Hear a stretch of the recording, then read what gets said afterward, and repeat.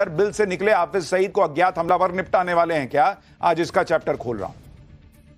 Operation सिंदूर के बाद जो हाफिज सईद किसी बिल में जाकर छुपा था डर के मारे, वो एक बार फिर तगड़ी सिक्योरिटी के बीच खुलेआम घूमने लगा है। और हाफिज सईद ने एक बार फिर मुरीद के में लश्कर तैयबा के आतंक की अपनी फैक्ट्री को चालू कर दिया है। आज पाठशाला में मुरीद के में हाफिज के टेरर फैक्ट्री के अंदर चल रही आतंकियों की ट्रेनिंग की एक एक एक्सक्लूसिव तस्वीर आपको दिखाएंगे। लेकिन यह सबको हैरान कर रहा है कि जो हाफिज सईद इतने दिन छुपा बैठा था, वो अचानक बाहर कैसे आ गया? वो खुद बाहर आया है या उसे बाहर लाया गया है? क्योंकि आप ये देखिए कि पहले ही यह खबर आ चुकी है कि तख्ता पलट की तैयारी कर रहा मुनीर अगस्त में एक बार फिर भारत में बड़ा आतंकी हमला करने की साजिश में जुटा है। अब या तो मुनीर ने हाफिज सईद को भारत पर आतंकी हमला करने के लिए बाहर निकाला है, या फिर मुनीर की कोई और प्लानिंग है। हाफिज सईद को बिल से निकालकर असीम मुनीर का असली गेम क्या है, आज पाठशाला में इसके बारे में भी आपको बताऊंगा। लेकिन हाफिज सईद बिल से बाहर आया है, क्या अब उसका मरना तय है? क्या अज्ञात हमलावर उसको भी ठोक देंगे? क्या होने वाला है हाफिज सईद के साथ? एक ट्रेलर देखिए, फिर पूरा विस्तार से बताता हूं।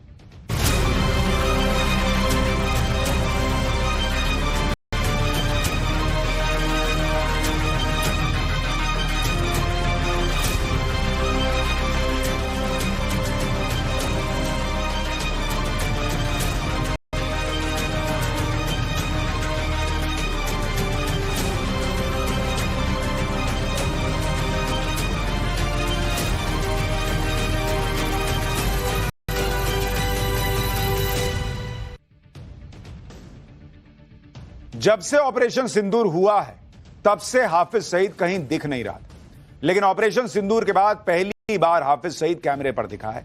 जिस हाफिज सईद के बारे में पाकिस्तान बार बार कहता है कि वो जेल में बंद है, वही हाफिज सईद लश्कर के आतंकियों के बीच दिख रहा है। आप तस्वीर देखिए, ये जो आपको दाढ़ी में शख्स दिख रहा है, ये हाफिज सईद बताया जा रहा है। हाफिज सईद के जो वीडियो सोशल मीडिया पर वायरल हो रहे हैं, उसमें हाफिज सईद लाहौर के पास मुरीद के में अपने आतंकी अड्डे में खुलेआम आतंकियों के बीच बैठा नजर आ रहा है। जिस स्टेज पर हाफिज सईद बैठा नजर आ रहा है, उसके ठीक पीछे बड़ी संख्या में उसके बॉडीगार्ड वाले भी खड़े दिख रहे हैं। यही नहीं, स्टेज के ठीक नीचे भी हथियारबंद सिक्योरिटी वाले तैनात दिख रहे हैं। पाकिस्तान में कैसे हाफिज सईद का गुणगान हो रहा है, एक बार ये देखिए, फिर आपको बताऊंगा आखिर क्यों हाफिज सईद को असीम मुनीर ने बिल से बाहर निकाला है।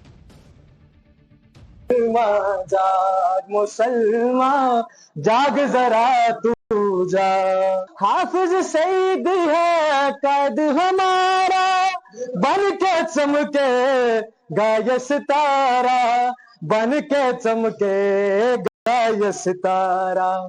हाफिज तेरे काम से, हाफिज सईद तेरे काम से, हाफिज सईद डर गया हिंदुस्तान, मुसलमान जाग मुसलमान जा, हम कश्मीर आजाद करेंगे, हम कश्मीर आजाद करेंगे। यानी हाफिज सईद की शान में कसीदे पढ़े जा रहे हैं। हाफिज सईद वो आतंकी है जिसका अचानक सामने आना सबको हैरान भी कर रहा है, क्योंकि सब जानते हैं कि हाफिज सईद को बिल से बाहर निकालने का मतलब है किसी भी वक्त हाफिज के साथ कुछ भी हो सकता है। क्योंकि एक तरफ भारत के सीधे टारगेट पर हाफिज सईद है, दूसरी तरफ पाकिस्तान में अज्ञात हमलावर घूमते ही रहते हैं, जो हाफिज सईद जैसे आतंकियों को देखते ही ठोक देने की फिराक में रहते हैं। क्या हाफिज सईद को इसलिए बाहर निकाला गया है कि अज्ञात हमलावर उसे ठोक दें? क्योंकि पिछले कुछ महीनों में हाफिज के कई करीबियों को अज्ञात हमलावरों ने निपटा दिया। जैसे एक हफ्ते पहले ही पाकिस्तान के दीर में अज्ञात हमलावरों ने हाफिज के बेहद करीबी आतंकी मुफ्ती हबीबुल्लाह हक्कानी की गोली मारकर हत्या कर दी। इससे पहले मई में हाफिज के एक और करीबी आतंकी अबू सैफुल्लाह की गोली मारकर हत्या हो चुकी है। मई में ही लश्कर के को फाउंडर और हाफिज के करीबी अमीर हमजा को गोली मार दी गई थी, जो अब भी लाहौर के मिलिट्री हॉस्पिटल में आखिरी सांसें गिन रहा है। मार्च में लश्कर तैयबा के फाइनेंसर अब्दुल रहमान को कराची में अज्ञात हमलावरों ने ढेर कर दिया था। अब्दुल रहमान को भी हाफिज का करीबी माना जाता है। मार्च में ही लश्कर के टॉप कमांडर और हाफिज का करीबी आतंकी अबू कताल भी अज्ञात हमलावरों की गोलियों का निशाना बना था। ऐसे में सवाल उठ रहा है कि ऐसे खतरे के बीच हाफिज सईद को बाहर निकालने के पीछे असीम मुनीर का प्लान क्या है, और इस पर बड़ी चर्चा हो रही है। क्या यह मुनीर खुद चाहता कि हाफिज सईद बाहर निकले और कोई उसे ठोक दे? यह बात कितनी सच है, इसके बारे में आगे बताऊंगा। पहले यह देख लीजिए कि कैसे असीम मुनीर पाकिस्तान के उस आतंक को फिर से अपने पैरों पर खड़ा कर रहा है जिस आतंक के हाथ पैर भारत ने तोड़ दिए थे। इसके लिए हाफिज सईद जैसे आतंकियों के टेरर कैंप एक्टिवेट किए जा रहे हैं। मुरीद के में लश्कर के हेडक्वार्टर मरकज तैयबा में आतंकी छोटे छोटे ग्रुप्स में ट्रेनिंग लेते दिखाई दे रहे हैं, वो भी कैमरे के सामने। हाफिज के टेरर कैंप की एक्सक्लूसिव तस्वीरें आपको दिखा रहा हूं।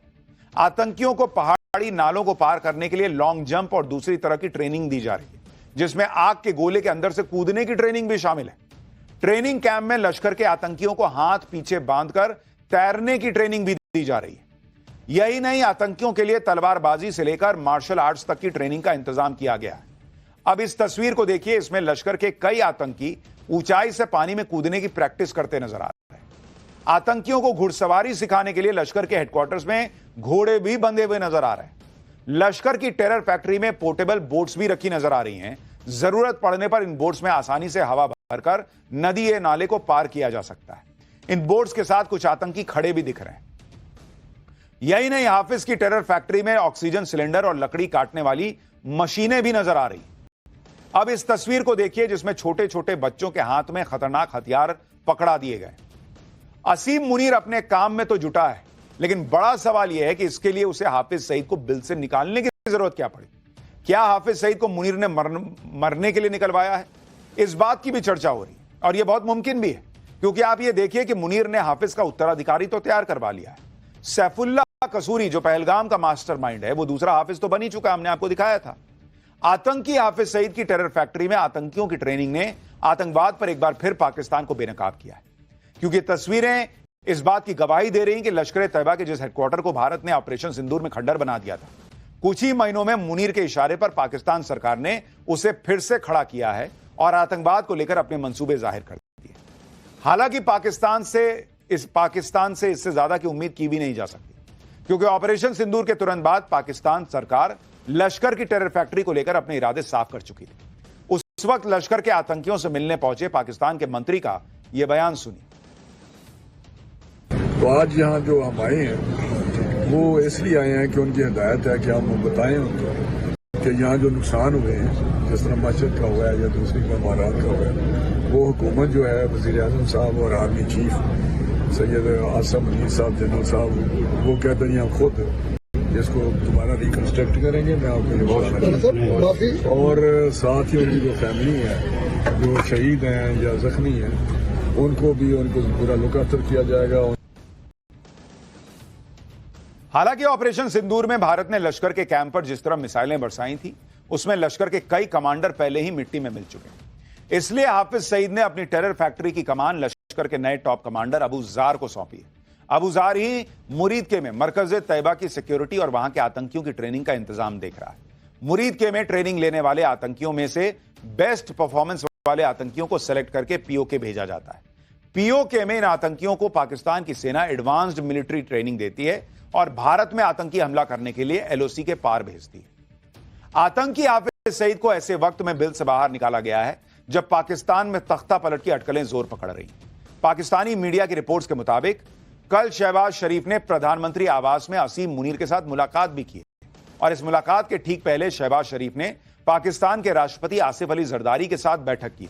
इन बैठकों के बीच पाकिस्तान के रक्षा मंत्री ख्वाजा आसिफ ने पुष्टि की है कि राष्ट्रपति आसिफ अली जरदारी इस्तीफा दे सकते हैं और इसके बाद पाकिस्तान में संसदीय प्रणाली को खत्म करके राष्ट्रपति शासन के सिस्टम की शुरुआत की जा सकती है, ताकि असीम मुनीर अपने हाथों में सारी पावर ले सके। इन खबरों का खुलासा करने वाले पाकिस्तान के कई यूट्यूब चैनल्स को ब्लॉक करने का भी दावा किया जा रहा है। यानी एक तरफ सोशल मीडिया पर हाफिज सईद के बाहर आने की